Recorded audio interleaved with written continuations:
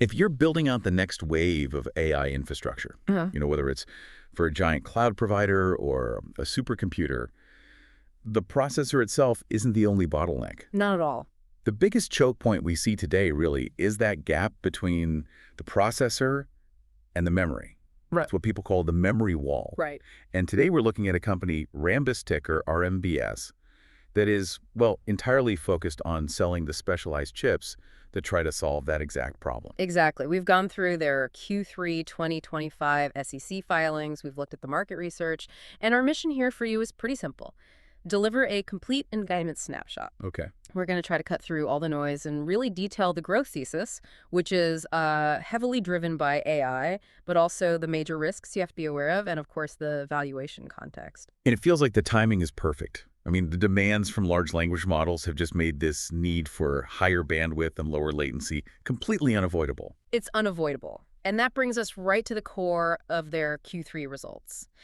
The big takeaway, really, is this strategic pivot they've made toward product revenue. So less licensing, more actual chips. Way more. They reported a record in product revenue. We're talking $93.3 million. Wow. And what's that year over year? That's a jump of about 41%. 41%. Okay, so the company's growth engine is now very clearly this silicon chip business. It is, no question. Right, that's a huge jump, but what exactly are they selling? And how sticky is that revenue? It's a great question. The bulk of that growth comes from memory interface chips, specifically their DDR5 registering clock drivers, or RCDs. Okay, RCDs, break that down for us. Think of the RCD as the mandatory co-pilot that sits right on the memory module. It's the traffic cop. It stabilizes the massive data streams so they can travel at the insane speeds that DDR5 demands and still get to the processor reliably. So they're selling these essential traffic cop chips directly to the big memory makers. Right, to your Micron, your Samsung, SK Hynix, all the major DRAM players. Got it. And the market for these DDR5 solutions is, well, it's robust. Analysts are projecting this segment alone will grow at a compound annual rate of roughly 15% all the way through 2033. So this isn't just a cyclical bump. This is a real structural shift. Absolutely. It's fueled by data center upgrades that have to happen. And when you look at their whole portfolio of memory solutions, the RCDs, the power management ICs, everything, what's the total market size we're talking about? The total addressable market, or TAM, is sitting at about $2 billion today. $2 billion, okay. But what's really interesting is how that TAM is actually expanding. A huge driver here is the expansion of channel count in new CPUs. More channels. Exactly. We went from 8 memory channels on server CPUs, and now the new generations from Intel are moving to 12. Every time that happens, it just multiplies the number of chips you need per system. So they get more revenue opportunity without even having to win new market share. That's it. It's a fundamental system change that just grows their market. And that structural change leads us right to the future catalysts. I mean, this is where it gets really interesting for the next couple of years. We have 2 major product ramps starting now. First up, PMICs. Right, the power management ICs. And the PMIC is showing exactly the kind of predictable, step-by-step momentum investors love. What does that ramp look like? So in Q2 of 2025, it was a low single-digit piece of product revenue. By Q3, it moved up to mid-single digits, and the guidance suggests it'll hit high single digits in Q4. Okay, a steady, predictable climb. A very steady ramp. But the really huge opportunity, the one everyone is watching for 2026 and 27, is MRDIMM, multi-rank DIMM. This is the big one. Tell us why it's such a game changer. So MRDIMM is all about solving the capacity crisis in modern servers. It lets memory modules essentially double their capacity and double the available bandwidth. Double both. Both. And this isn't a small niche. This one solution is expected to add another, say, $600 million to their addressable market. So it's breaking through the physical limits of current memory sticks. Yeah. But what does it mean for Rambus specifically? More chips per module. Way more. And here's the key thing from the filings. Because MRDIMM is a much more complex architecture, it has the potential for a 4 times content increase per memory module. 4 times. 4 times the content compared to a standard DIMM. So if a standard module is like a single outlet on the wall, MRDIMM is like a complex power strip with 4 integrated smart circuits.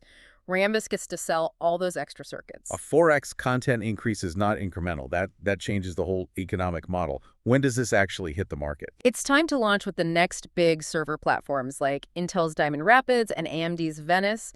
We should see volume ramping through 2026 and into 2027. So that gives us some real structural conviction beyond just the next quarter's earnings. Exactly. And even beyond that, there's silicon IP business things like HBM IP for GPUs, PCIe 7. It shows they're shaping the market for the next decade.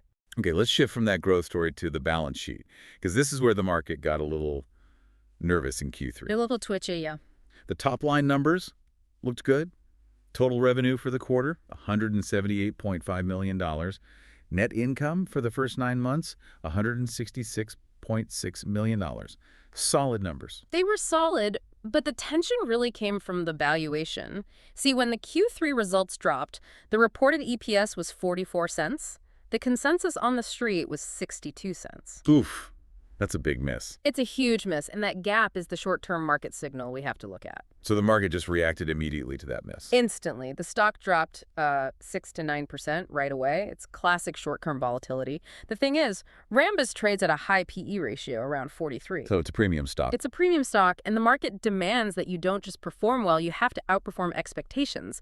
When you miss, even with a strong revenue story, you get that dip. And that's the short-term view, right? That's the daily chart freaking out over the number. Yeah, exactly. But the underlying strength, the fact that product revenue was a record high, that's what brought the stock back. So it recovered. It did. After that initial sell-off, the shares rose almost 8% in the aftermarket. That whipsaw action just shows you short-term trading is all about beating consensus. But despite that high valuation, the company is sitting on a lot of cash. A lot. As of September 30th, they had $673.3 million in cash and equivalents. Plus, they generated over $250 million in operating cash flow in just 9 months. That's a huge cushion for a company in a cyclical business. It speaks to their financial discipline, and they're actively managing that capital. Their share repurchase program is still active, with about 5.6 million shares still authorized. They have a lot of flexibility. So if the short-term signal is that volatility from the EPS miss, the midterm signal, the thing that gives us conviction, has to come from those product cycles we talked about. That's exactly where you find it. That's the weekly chart perspective. You look at the gradual, confirmed ramp of PMIC. It's predictable. It's happening. Right. Low to mid to high single digits. And then you add the big one on top of that, the confirmed industry support for MRDIMM. It's JEDEC compliant. It's slated for the major CPU platforms in 26 and 27. So while the daily trading might be choppy, the weekly view, the midterm conviction, is anchored by this really visible pipeline of high-content products. You got it. The market turbulence is a timing issue. The structural growth is a fundamental issue. Okay, but we have to talk about the counterbalance here. The risks. Yeah. The SEC filings were pretty clear on the challenges, starting with customer concentration. Yeah, this is a big one. The number just jumped right out at me. The top 5 customers, 67% of revenue. 67%. That is a lot of eggs in a very, very small number of baskets. How vulnerable are they? Extremely. The filings are explicit. The loss of even one of those major customers could crater their revenue. I mean, when you're selling specialized chips to a few giant global DRAM players, your success is completely tied to their strategic decisions. And beyond the customer risk, there were some pretty complex tax issues that hit them hard. Yeah, and these had an immediate negative impact. 2 big events in Q3. First, there was an international tax ruling from South Korea about patent royalties. Okay. The bottom line is it forced Rambus to write off a massive $114.9 million in long-term tax receivable claims. Just gone. A huge one-time hit to the balance sheet. And that's all from an external court ruling? Nothing to do with their operations? Nothing. And then on top of that, new U.S. tax legislation is actually projected to increase their effective tax rate going forward. So they got hit with a big write-off now and a higher tax rate in the future. Wow. Okay. And then you have just the standard operational risks of being a chip company. Right. The semiconductor industry is famously cyclical and hyper-competitive, and for Rambus, forecasting is a chronic problem. They have to guess what their customers will need. They have to order inventory based on projections, but their revenue depends on the really unpredictable timing and scale of their customers' product launches. If they guess wrong, they either miss out on sales or they're stuck with costly inventory write-offs. And wrapping it all up, of course, is the macro picture. Always. Weak global economy, inflation, geopolitical issues, uncertainty around U.S. trade policy, all of it could slow down demand for the end products, which eventually flows back and hurts them. Okay, so let's bring this all together. What does this all mean for you, the listener? Well, the fundamental thesis for Rambus is incredibly clean. They are a key enabler, perfectly positioned to capitalize on this massive structural demand for faster memory that's being driven by AI and high-performance computing. They are, the company trying to smash that memory wall. Right. But their profitability and the stock price, it really all hinges on executing on those two key chips, the predictable PMIC ramp that's happening now. And especially that much more complex, much higher content MRDIMM architecture that's scheduled to hit in 2026 and 2027.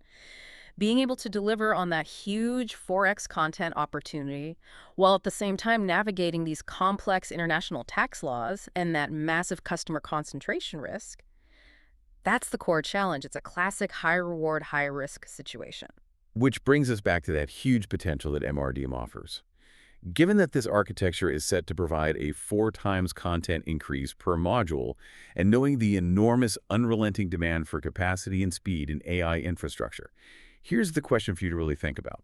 Will the adoption of MRDIMM in data centers be driven mostly by the sheer technological need to hit new performance targets? Or will its rollout be held back, at least initially, by the higher cost that comes with that 4x content multiplier?